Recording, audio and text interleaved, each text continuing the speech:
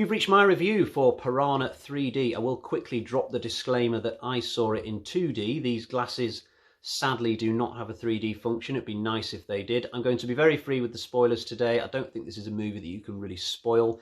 The story takes place in this lakeside town in Arizona. The lake bed has split open because Richard Dreyfuss has dropped a bottle on it, and out come all these prehistoric piranha fish who haven't seen daylight in 2 million years. I'm not exaggerating, it's literally explained later in the story. It's been 2 million years. So they head towards the general population, hoping to chow down on any spring break revelers they can get their teeth around. And there are a few main characters a bit further out in the lake on this sinking yacht. So there's the story. I do enjoy a good watery creature feature. I don't care if it's sharks, crocodiles, piranhas, killer plankton, sign me up. One thing I will say is this is one of the goriest of this types of film I've ever seen. It really does earn its 18 certificate. There's one moment where a guy literally gets his dick bitten off. I mean, you can see the dick come out of the piranha's mouth when he spits it out eventually, and it floats past. You can see the little chunk mark in it. It's really gory. I think the most violent scene of all is probably the best one, actually, which comes about 20 minutes from the end. There are about 100, 200 revelers enjoying this party near the shore, and a whole massive school of piranhas descend on them, and what ensues is just complete chaos.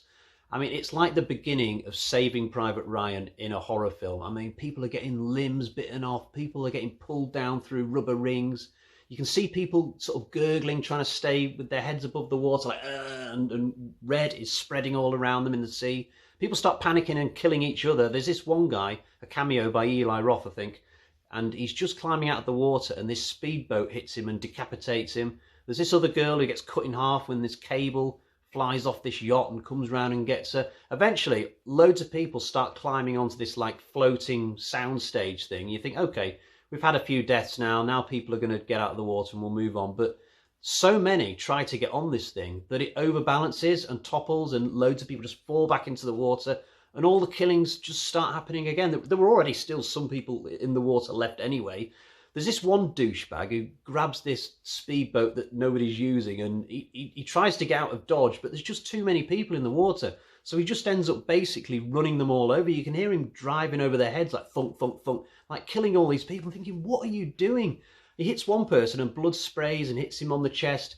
Eventually his luck runs out and the motor conks out barely 40 yards from where he started, and some people come along, topple the boat over, and this douche ends up in the water, and he gets killed by the piranhas.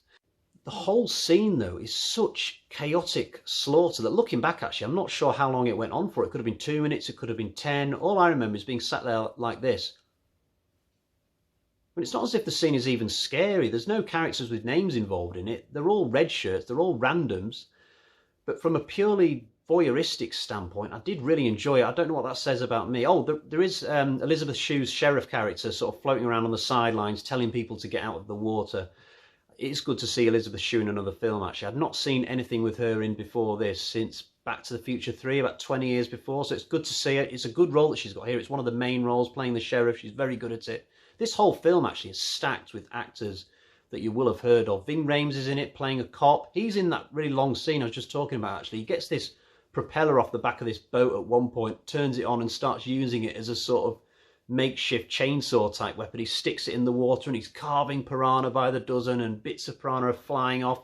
Eventually they get in under his weapon and start taking him out by the legs, and he starts sinking into the water, but it's such a good bit. Jerry O'Donnell is in the movie. You might remember him as Sydney's really boring boyfriend in Scream 2. Completely the opposite in this film. He plays this hilarious guy. He's this porn director on this yacht, and he's brilliant in every scene he's in. My opinion of Jerry O'Donnell's acting after watching this has shot right up. Christopher Lloyd's in the film. He's only in one scene, 1.5 scenes. He plays the kind of local scientist, piranha expert that the main characters can go to try and get a bit of information about what they're up against.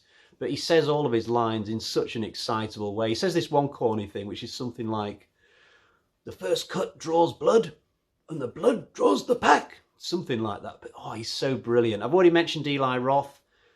Richard Dreyfuss gets one scene at the start. He's this fisherman. He's basically the first kill. He's singing the exact same song that I believe the characters at the end of Jaws were singing. So that's kind of like an Easter egg.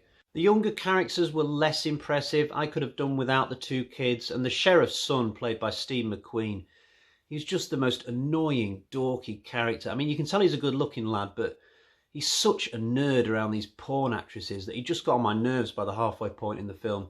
And there were other times when I just wanted to shout into the screen, "You're ruining Jerry's money shot!"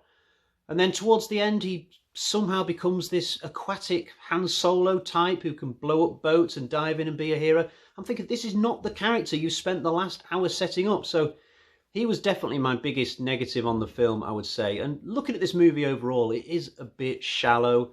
You know, it's basically half Carnage Candy Fest, half Boobs and Bum Fest. I mean, there's a 20-minute segment at one point where I swear we see nothing but women gyrating, women swimming naked together, drinking games. I'd be lying if I said that my glasses didn't steam up occasionally at some of this stuff, but you can tell that the makers had no ambitions of attracting the Oscars committee, shall we say. I mean, there's no adventure in this film, no journey that any characters go on. It's the plot, you could write it on tracing paper. It's really thin, but it is entertaining. It's still fun. There's a couple of scenes I'd like to mention before I wrap up. There's this one where these divers go down into the caves from where the piranhas sprang from, and you get to see these incredible underwater caves, actually. In terms of setting as well, Arizona looks great in the movie all the way through. And the last shot of the film where the character of Novak gets killed, it's a really funny way for the film to finish, because it's sort of implied at the last minute that all these piranhas we've seen throughout the movie have just been the babies. We've not seen the mummies and daddies yet, or the grown-up ones, I think, actually. Because one, the size of a dog, literally jumps over this boat and takes this guy out. It's really, really funny. Good way to end. Best way to watch this film is with friends, with beers. That's the way to do it. But certainly I can see this film becoming a guilty pleasure of mine. I got the DVD of it secondhand for about £3. You know, not even sure if I would like it, but it's definitely staying on the shelf, I can tell you that. And I am looking forward to reviewing the sequel, Piranha Double D, very, very soon. So let's get to the bag of terror and find out what sort of score this film got. We've got 1, 2, 3, 3.5 bloody axes for Piranha 3D. And there's also a pin for the horror locations board, because we've not done Arizona so far in this review series. So stick around to see that clip. And aside from that, I will see you again next time. Bye-bye.